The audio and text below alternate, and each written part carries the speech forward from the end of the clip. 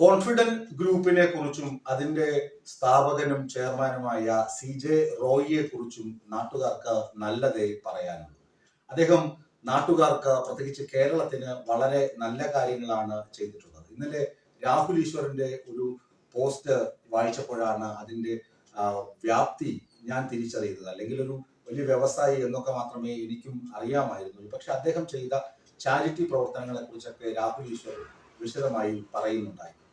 ഞാൻ പറഞ്ഞു വരുന്നത്, CJ റോയി മരിച്ചത് ആണോ ആത്മഹത്യയാണോ എന്നതിലല്ല കാര്യം. അദ്ദേഹത്തിന്റെ മരണത്തിലേക്ക് അദ്ദേഹത്തെ തള്ളിവിട്ട ആ സാഹചര്യം വളരെ മോശം സാഹചര്യമായിരുന്നു.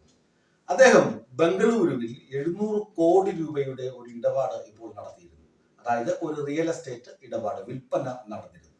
ഈ 700 കോടി രൂപ കോൺഫിഡന്റ് ഗ്രൂപ്പിന്റെ കയ്യിൽ ഉണ്ട് എന്ന് മനസ്സിലാക്കിക്കൊണ്ട് അതിൽ നിന്ന് ഒരു നല്ല വിഹിതം BJP പാർട്ടിക്ക് വേണം, പാർട്ടി ഫണ്ടിനത്തിൽ വേണമെന്ന് പറഞ്ഞ് ഇദ്ദേഹത്തെ ഞെരുക്കാൻ തുടങ്ങി.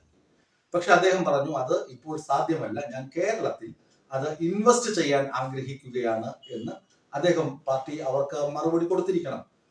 അതേ തുടർന്ന് കഴിഞ്ഞ ഡിസംബർ, ഈ ജനുവരി 28 ഈ ദിവസങ്ങളിലൊക്കെ തന്നെ ആദായ നികുതി വകുപ്പ്, ടാക്സ് വകുപ്പ്, നികുതി വകുപ്പ്, സാധാരണ ED ആണ്, പക്ഷെ ഇദ്ദേഹം കറകളഞ്ഞ സത്യസന്ധനായ വ്യവസായ ആയതുകൊണ്ട് ED വിട്ടു കഴിഞ്ഞാൽ ആദ്യമേ തന്നെ നാറിപ്പോകും. അതുകൊണ്ട് ആദായ നികുതി വകുപ്പിനെ വിട്ട് നിരന്തരം ഭീഷണി. അദ്ദേഹത്തിന്റെ ഓഫീസുകളിലും അദ്ദേഹത്തിന്റെ വീട്ടിലുമൊക്കെ റെയ്ഡ്. ഈ കഴിഞ്ഞ ദിവസവും അദ്ദേഹത്തിന്റെ ഓഫീസിൽ, ബാംഗ്ലൂരുവിലെ പ്രധാന കോർപ്പറേറ്റ് ഓഫീസിൽ റെയ്ഡ് നടന്നു. രാവിലെ ഇദ്ദേഹം വിദേശത്തായി, ദുബായിലായിരുന്നു. ദുബായിൽ നിന്ന് ഇദ്ദേഹത്തെ വിളിച്ചു വരുത്തി.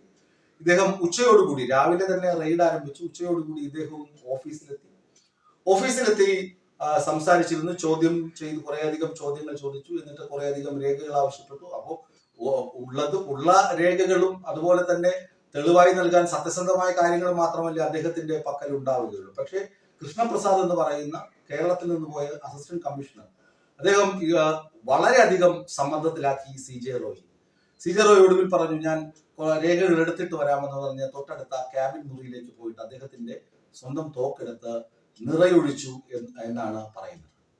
നിറയൊഴിക്കുകയും ഉടനെ തന്നെ ഒരു വിഭാഗം ആളുകൾ പറയുന്നു അദ്ദേഹത്തിന്റെ കോൺഫിഡന്റ് ഗ്രൂപ്പിലെ ജീവനക്കാരാണ് ആശുപത്രിയിൽ എത്തിച്ചതെന്ന്. മറ്റു ചില ആളുകൾ പറയുന്നത് ഈ ആദായ നികുതി വകുപ്പ് ഉദ്യോഗസ്ഥർ തന്നെ ഇദ്ദേഹത്തെ ആശുപത്രിയിൽ എത്തിച്ചു, ജീവൻ രക്ഷിക്കാനായില്ല.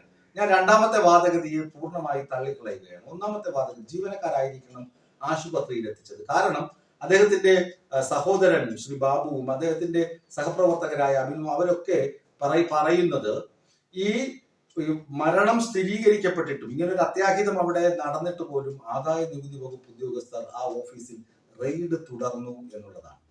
അവിടെയാണ് ഇത് കുരുക്കാൻ വേണ്ടി മനഃപൂർവ്വം, ഈ കോൺഫിഡന്റ് ഗ്രൂപ്പിനെ തകർക്കാൻ വേണ്ടി മനഃപൂർവ്വം ആരോ ചെയ്തതാണ് അല്ലെങ്കിൽ ചെയ്യിച്ചതാണ് എന്ന ഒരു ചിന്ത അല്ലെങ്കിൽ ഒരു സംശയം നമുക്ക് ഉണ്ടാകുന്നത്. ഇത് ചെയ്യിച്ചതാണ്, അല്ലാതെ ആദായ നികുതി വകുപ്പ് ഉദ്യോഗസ്ഥർ തുടർ റെയ്ഡുകൾ അല്ലെങ്കിൽ രേഖകൾ സമർപ്പിക്കാൻ പറഞ്ഞാൽ സമർപ്പിച്ചു കഴിഞ്ഞാൽ പിന്നീട് റെയ്ഡുകൾ, ഇതൊന്നും ആദായ നികുതി വകുപ്പിന്റെ ഭാഗത്തു നിന്ന് സാധാരണഗതിയിൽ ഉണ്ടാകുന്നതല്ല. നമുക്കറിയാം, നടൻ വിജയുടെ വീട്ടിലെ ആദായ നികുതി റെയ്ഡ്, അതുപോലെ പല ആളുകളുടെയും പല പ്രമുഖരുടെയും വസതികളിലും ഓഫീസിലും ഒക്കെ ആദായ നികുതി റെയ്ഡ് നടന്നിട്ടുണ്ട്. രേഖകൾ സമർപ്പിച്ച് അത് ക്ലാരിറ്റി വരുത്തി കഴിഞ്ഞാൽ പിന്നെ അവർക്ക് റോളൊന്നുമില്ല. പക്ഷേ ഇനിഷ്യേറ്റീവ് എടുത്ത് ഒരാളെ പൂട്ടണം, ഒരാളെ തളയ്ക്കണം എന്ന തരത്തിൽ വരികയാണെങ്കിൽ അത് ആ ഏജൻസി അതിനനുസരിച്ച് നിന്നേ കഴിയുകയുള്ളൂ. അങ്ങനെ ആ ഏജൻസി മറ്റാരുടെയോ കയ്യിലെ ചട്ടുകമായിരുന്നു എന്നാണ് ഇപ്പോൾ പുറത്തു വരുന്ന വാർത്ത. DK ശിവകുമാർ, കർണാടക ഉപമുഖ്യമന്ത്രി DK ശിവകുമാർ പറയുന്നത്, അദ്ദേഹം ക്യാബിനറ്റ് കയറി ഇതിനെക്കുറിച്ച് സമഗ്രമായ അന്വേഷണം നടത്തുന്നു. ഇപ്പോൾ ഇതിനോടകം തന്നെ റെയ്ഡിനെത്തിയ ഉദ്യോഗസ്ഥരുടെ ഒക്കെ മൊഴി ബംഗളൂരു പോലീസ് രേഖപ്പെടുത്തിയിട്ടുണ്ട്. സമഗ്രമായ അന്വേഷണം നടത്തും. ഇതിനകത്ത് ആരാണ്, എന്ത് കാര്യം കൊണ്ടാണ് ഇദ്ദേഹത്തിന് ഇങ്ങനെ ഒരു കടുങ്കൈ ചെയ്യേണ്ടി വന്നത്, അതിനെക്കുറിച്ച് വിശദമായ പരിശോധന നടത്തും. പരിശോധന നടത്തിയിട്ട് നടപടിയെടുക്കുമെന്ന് കർണാടക മുഖ്യമന്ത്രി പറയുന്നുണ്ട്, ഉപമുഖ്യമന്ത്രി DK ശിവകുമാർ പറയുന്നുണ്ട്. അതുപോലെ എറണാകുളത്തുള്ള കോൺഗ്രസ് ഈ കോൺഫിഡന്റ് ഗ്രൂപ്പുമായി അടുത്ത ബന്ധമുള്ള എറണാകുളത്തൊരു കോൺഗ്രസ് നേതാവ് അദ്ദേഹത്തിന്റെ FB കുറിപ്പിൽ പറഞ്ഞത്, ഈ റെയ്ഡ് നടക്കുമ്പോൾ സ്വാഭാവികമായും റെയ്ഡിനെത്തുന്ന അന്വേഷണ ഉദ്യോഗസ്ഥർ ആദ്യം ചെയ്യുന്നത് അവിടെയുള്ള ആളുകളുടെ മൊബൈൽ ഫോണുകളും മറ്റ് സാധനങ്ങളും ഒക്കെ ബന്ദവസ്തിലെടുക്കുക എന്നാണ്. ബന്ദവസ്തിലെടുത്ത് മാറ്റിവെച്ച ശേഷം റെയ്ഡ് നടക്കുന്നതിനെ കുറിച്ച് പുറത്ത് വിവരം എത്താൻ പാടില്ല. റെയ്ഡ് എന്താണ്, ഒരു വലിയ രഹസ്യാത്മകമായ ഓപ്പറേഷനാണ്. അതിനുവേണ്ടി എത്രയും കാര്യങ്ങളൊക്കെ ചെയ്യും. അങ്ങനെയാണെങ്കിൽ ഇദ്ദേഹത്തിന്റെ ക്യാബിനിൽ അല്ലെങ്കിൽ ഇദ്ദേഹത്തിന്റെ പക്കൽ കൈത്തോക്ക് അല്ലെങ്കിൽ പിസ്റ്റൾ അല്ലെങ്കിൽ റൈഫിൾ എന്ത് തോക്കാണെങ്കിലും ഈ കാര്യം കയ്യിലുണ്ടെങ്കിൽ ആദായ നികുതി വകുപ്പ് ഉദ്യോഗസ്ഥർ എന്തുകൊണ്ട് അത് ശ്രദ്ധിക്കാതെ പോയി? അപ്പൊ മൂന്നാമതൊരു ഇടപെടൽ ഈ സംഭവത്തിൽ ഉണ്ടോ എന്ന കാര്യം ആളുകൾ പരിശോധിക്കുന്നുണ്ട്, അന്വേഷണ ഉദ്യോഗസ്ഥർ പരിശോധിക്കുന്നുണ്ട്. അങ്ങനെ ആരോപണമാണ്, ഞാൻ കൊച്ചിയിലെ നേതാവ് ഉന്നയിച്ച ആരോപണമാണ് ഞാൻ പറഞ്ഞത്. ഈ CJ റോയ് എന്ന് പറയുന്ന വ്യക്തി 16-ാമത്തെ വയസ്സിൽ ബിസിനസ് തുടങ്ങിയ വ്യക്തിയാണ്. 16-ാമത്തെ വയസ്സിൽ അമ്മയ്ക്ക് റിയൽ എസ്റ്റേറ്റ് ബിസിനസ് ഉണ്ടായിരുന്നു, അതായത് കെട്ടിടങ്ങൾ നിർമ്മിച്ച് വിൽക്കുന്ന ജോലി ഉണ്ടായിരുന്നു. അതിനുശേഷം അമ്മയുടെ അക്കൗണ്ടന്റ് ആയിട്ടായിരുന്നു അദ്ദേഹം തുടങ്ങിയത്.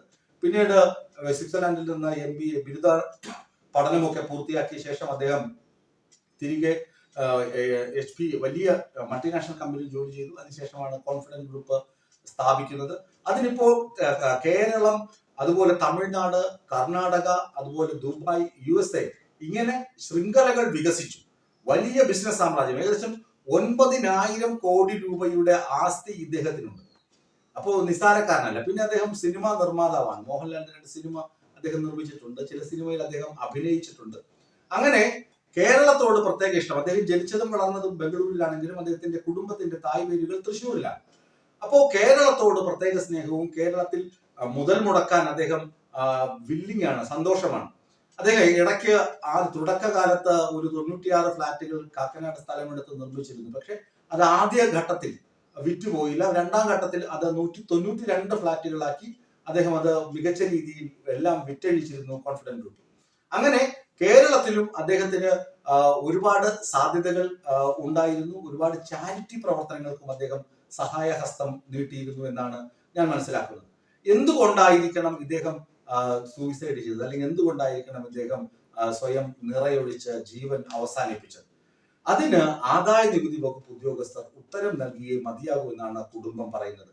അത് മാത്രമല്ല, ഇങ്ങനെ ഒരു ദാരുണ സംഭവം ഉണ്ടായിട്ടും അവിടെ റെയ്ഡ് തുടർന്നു എന്ന ആരോപണം മാത്രമാണ്, അതിന് സ്ഥിരീകരണം വന്നിട്ടില്ല. പക്ഷെ അങ്ങനെ തുടർന്നുവെങ്കിൽ ഉറപ്പായും അത് രാഷ്ട്രീയ പ്രേരിതമായ ഒരു ഓപ്പറേഷൻ ആയിരുന്നു എന്ന് വ്യക്തമാണ്. അല്ലെങ്കിൽ ചില ആളുകളുടെ താല്പര്യം സംരക്ഷിക്കാൻ ഒരാളെ മനഃപൂർവ്വം ഇല്ലായ്മ ചെയ്യാൻ നടത്തിയ റെയ്ഡാണെന്ന് സ്പഷ്ടമായി നമുക്ക് വിശ്വസിക്കാം.